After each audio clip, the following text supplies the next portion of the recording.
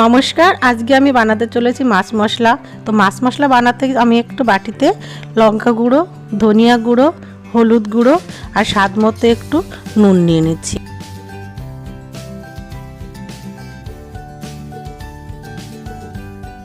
এখানে নিয়ে নিচ্ছি red chilli sauce, green chilli sauce, Maggi tomato chilli sauce.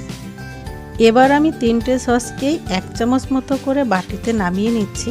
আপনারা মাছের পরিমাণ হিসাবে মশলা কম বেশি করতে পারেন।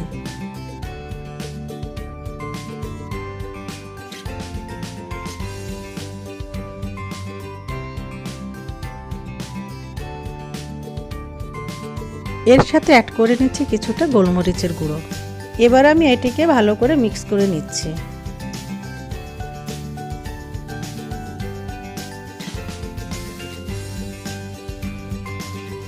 এখানে আমি মাছটিকে আগে থেকে আঁশ ছাড়িয়ে ধুয়ে পরিষ্কার করে কেটে রেখেছি। মাছের দুদিকে চিড়ে চিড়ে দিয়েছি যাতে মশলা মাছের ভেতরে ভালোভাবে ঢোকে। আমি আগে থেকে করে রাখা মশলাটি মাছের গায়ে ভালোভাবে মাখিয়ে নিলাম।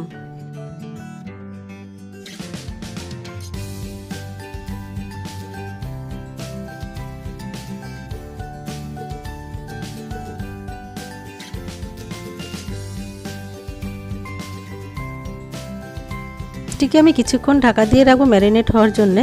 যতক্ষণ না ম্যারিনেট হচ্ছে আমি এদিকে একটু লেবুর রস তৈরি করে নিচ্ছি। লেবুর রস তৈরি করার জন্য আমি নিয়ে নিয়েছি থেতো করা রসুন, লঙ্কা কুচি, কয়েক টুকরো লেবু। আর স্যালাডের জন্য এখানে নিয়ে নিচ্ছি ধনেপাতা, লেবু, শসা, গাজর, কাঁচা লঙ্কা, পেঁয়াজ, টমেটো। এখানে আমি গ্রিন চাটনি বানিয়ে রেখেছি, যার মধ্যে দিয়েছি পুদিনা পাতা, ধনে পাতা, কয়েকটা কাঁচা লঙ্কা, একটু লবণ ও কয়েক ফোঁটা লেবুর রস। এটিকে আমি গ্রাইন্ডারে পেস্ট করে নিয়েছি। মাছটি আমার ম্যারিনেট হয়ে গেছে। এবার আমি একটি গরম প্যানে বেশ কিছুটা সর্ষের তেল দিয়ে দিচ্ছি। এখানে আমি সর্ষের তেলটা ব্যবহার করছি এই কারণে, সর্ষের তেলে ঝাঁঝ ও গন্ধ দুই ভালো থাকে আর ফ্লেভারটা ভালো আসে। তেলটি গরম হয়ে গেছে। এবার আমি মাছটিকে ধীরে ধীরে তেলের মধ্যে দিয়ে দিচ্ছি।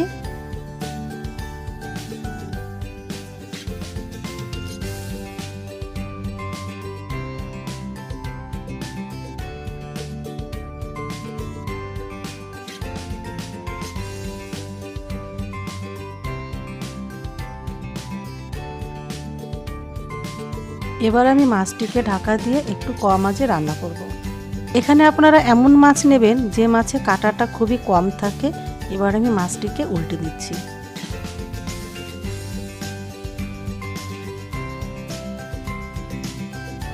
দেখতেই পাচ্ছেন মাছটা এদিকটা বেশ ভাজা হয়ে গেছে। মাছটিকে আমি এখানে আরও একবার ঢেকে দেব। আমি ঢেকে রান্না করছি তার কারণ যাতে মাছটির ভেতরে ভালোভাবে সেদ্ধ হতে পারে, কারণ এখানে মাছটি একটু বড় ও গোটা নিয়েছি।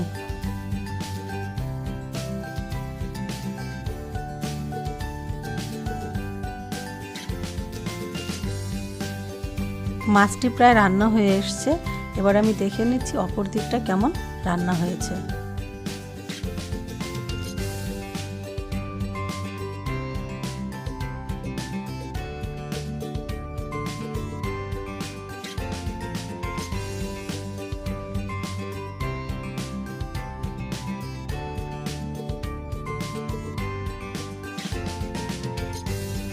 দেখতেই পাচ্ছেন মাছটির দুদিকে সম্পূর্ণভাবে ভাজা হয়ে গেছে।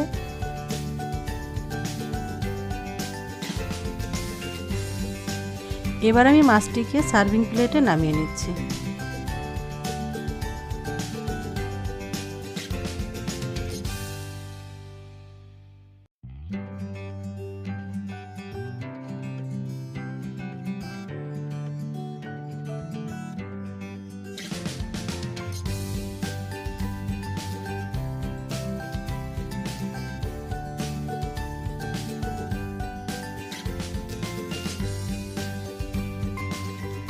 এবার আমি একে একে স্যালাডগুলো সাজিয়ে নিচ্ছি।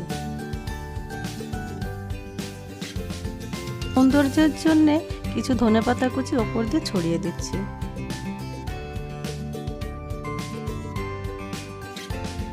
এখানে আমি আগে থেকে তৈরি করে রাখা লেবুর রসটা দিয়ে দিচ্ছি, যাতে খেতে একটু টক ঝাল লাগবে।